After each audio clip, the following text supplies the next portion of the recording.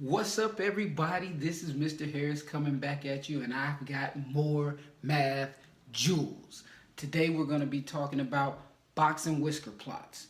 Sometimes you hear them referred to as box plots, but box and whisker, box plots, it's all the same thing. We're going to talk about it today, and it's dealing on the topic of statistics and collecting statistical data. Now, students start working with statistics as early as 6th grade in the Common Core curriculum, but no matter what curriculum you or your child are working on, these are the basics of forming a box plot. So let's get right into it. Now, we must talk about a set of data first, and you may collect your data in different ways when you're working with the box plot. So let's say I have these forms of this list of data. So I have 7, 6, 2, 7, 8, 3. I have 12, 9, and 7. I have 4, 6, 7, and 11. So these are all the numbers in our data set. Once again, 7, 6, 2, 7, 8, 3, or tree as I like to say. I'll tell you about the number tree later. 12, 9, 7, 4, 6, 7, and 11. So those are the numbers in our data set. Now, in order to create this box plot, we want to do something called the 5-number summary. Okay? And I'm going to explain to you what the 5-number summary is. So first things first, whenever we're doing a box plot, we must use a number line. So you want to create a number line at the bottom of the box plot. So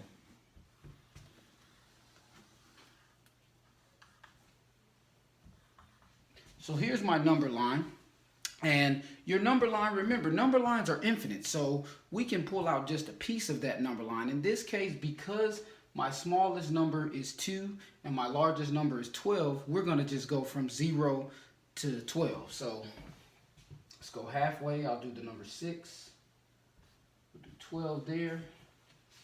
We'll do 0. We'll do 3, 9,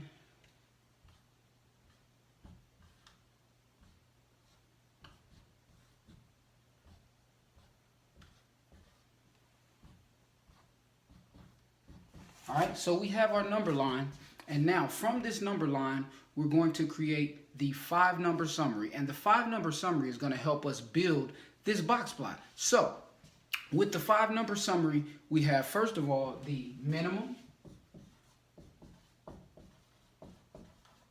So, we have the minimum. That's the smallest number in the set. In this case, our minimum is 2. So, we're just going to put a little dot or circle above the number 2. That's our minimum, okay? The next number we're going to look at in our 5-number summary is our maximum. So if we look at this set of numbers, our maximum is 12.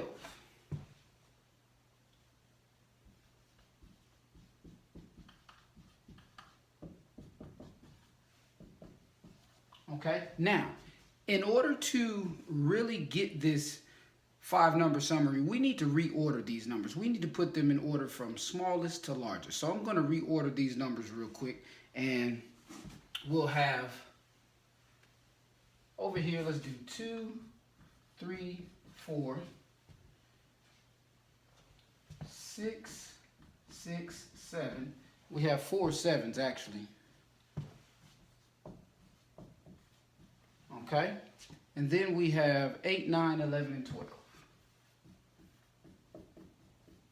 Okay, so we have reordered these numbers from smallest to largest, and so now basically we're almost finished. So we have the minimum number, our maximum is 12, so we're going to line this up, put a circle right there above 12.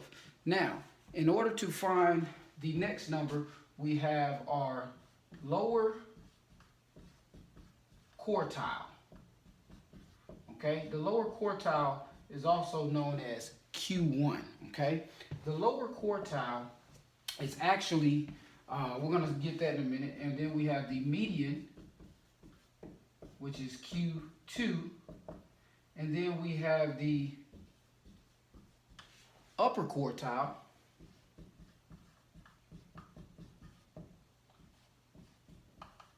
which is Q3.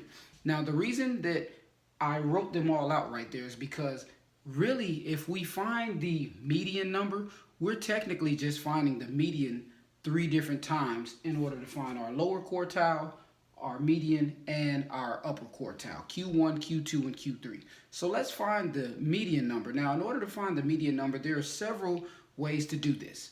It's actually the number in the middle. Now, in this case, we have 13 numbers in our data set. So there is one number exactly in the middle. The 7th number in the data set is the median. So in this case, we have 7 as our median.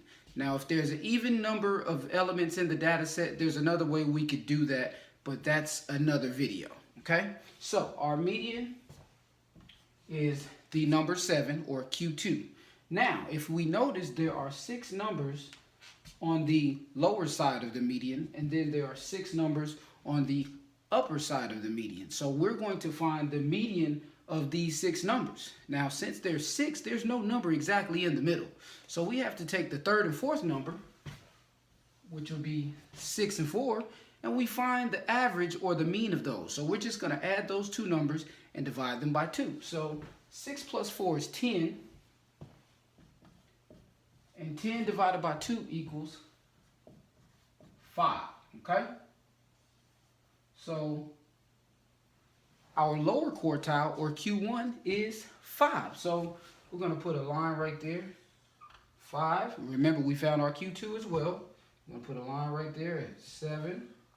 And then now we find our upper quartile. Now, the upper quartile will take the 3rd and the 4th number on the high end of the median. So that would be 1, 2, 3, and 4. Okay, so we have the numbers 8 and 9. Now, the sum of 8 and 9 is 17. So we're going to take the average of those 2 numbers. 17 divided by 2 is 8.5.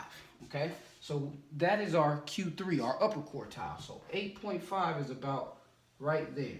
So we have those 3 lines, and these 3 lines are going to actually create the box on our box and whisker plot. We'll do that. We'll do that. Boom. So you have Q1, Q2, which is the median as well, and then Q3. So that's the box. Our whiskers are simply just going to go from here to the maximum and from the box to the minimum. So now we have a box, and then we have the whiskers, or a box plot. Young Guru's Math Tutoring, the solution to your math problems.